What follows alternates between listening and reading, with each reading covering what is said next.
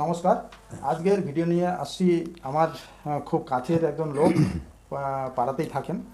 ওনার দীর্ঘদিন প্রায় 10 বছর উনি বলেন। আচ্ছা, আপনার কি সমস্যা ছিল? নাকি কি সমস্যাটা হতো? নাকটা বন্ধ হয়ে যেত আর মাথায় একটু ব্যথা হতো, সামনে দিয়েও মানে ব্যথা হতো।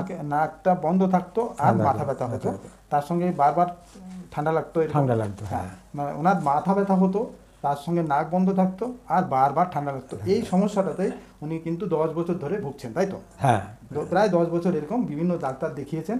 তাতে ওই ঠান্ডা লাগার ব্যাপারটা এমনই পর্যায়ে ছিল যে ওনাকে নেবুলাইজার পর্যন্ত নিতে হতো। নিতে এই নেবুলাইজার নিয়ে এবং নাকে ড্রপ না নিলে উনি ঘুমাতে পারতেন না, তাই তো? তাই। নাকে কি করতেন, কি ড্রপ নিতেন?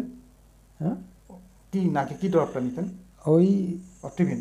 অক্টোবিন, হ্যাঁ। হ্যাঁ, অক্টিভিন নিয়ে উনি তাহলে একটু ঘুমাতে পারতেন, নাহলে উনি ঘুমাতে পারতেন না, কারণ নাক বন্ধ থাকতো। বন্ধ। এর সঙ্গে সঙ্গে ওনার এত ঠান্ডা লাগতো যে উনি ভাবতেন যে আমার বুকে শিলের জমে যাচ্ছে, বারবার ঠান্ডা লাগছে, এই কারণে। হ্যাঁ, তাই। আচ্ছা, এখানে আপনি তো একবারই যখন এলেন, আসার পরে আমি কি করলাম, আপনি এগুলো টেস্ট করিয়ে তারপর আপনি আমি ওনাকে টেস্ট করলাম। টেস্ট করে ওনাকে বললাম যে নাকের একটা গঠনগত সমস্যা ওনার দাঁড়িয়েছে, যার জন্য নাকটা বন্ধ থাকছে, সাইনোসাইটিস হচ্ছে, যার জন্য মাথা ব্যথা হচ্ছে, এবং এর কারণে ওনার এই মাথা ব্যথা, বারবার ঠান্ডা লাগা, এইসব সমস্যা হচ্ছে।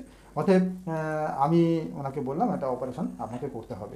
এবার অপারেশনটা 3 সপ্তাহ মতো হতে যাচ্ছে। হ্যাঁ, এখন কি আপনার নাক আর বন্ধ হয়? না।